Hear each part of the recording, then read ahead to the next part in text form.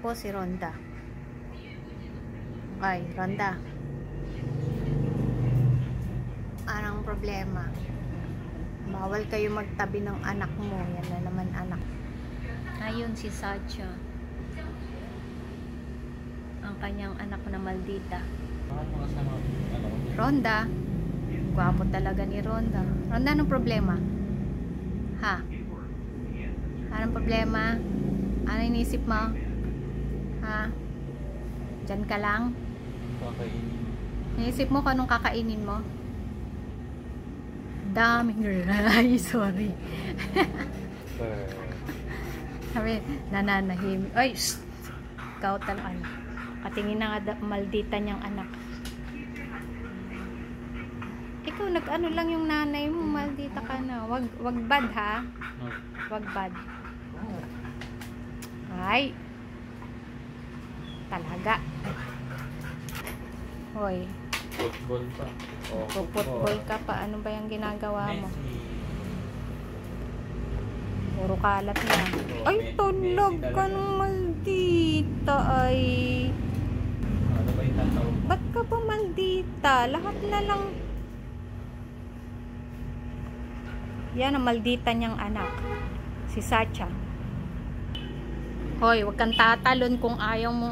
Talaga naman, ha? Pag nag-abot na naman kayo, huwag kayong mag-aaway, ha? Diyan nga lang, sit. Sit na, bili. Shh. Sit. Ay, talaga naman. Kayo talaga, nakakaano kayo. Sit na, sit. Sit na, Rhonda. Ano nga dyan?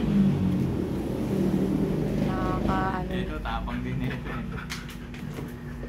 Pakels ka din no? Si Rhonda kasi pinansing ko lang eh. Sige na, mag-sit ka na, hindi na kita papansinin. Sige na, bili. Anong pansinin anak mo? Bili na, sige na, bait ka naman eh. Sige na, sit na, sit na. Sige na. Point. Pansin. Sit na, sit. Ay, nako. Si Rhonda. Gusto mo sa labas? Labas? Diyan ka muna sa kwarto. O, saan ka pupunta?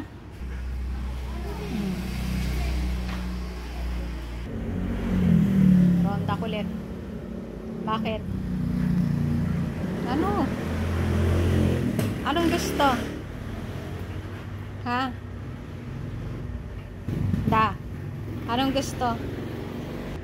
Anong gusto mo?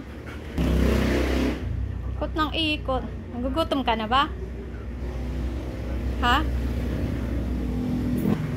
Hmm?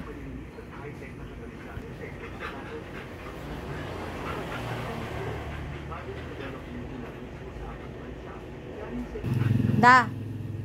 Rhonda. Ba, bulaga.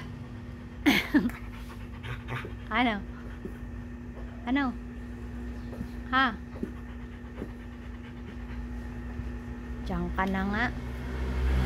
Sige, mamaya na, mag-i-eat na. Aray. Ano? O ba? Kakain? Mamaya mag-i-eat na. Eat na? Mag-i-eat na mamaya. Ha? Mamaya eat na.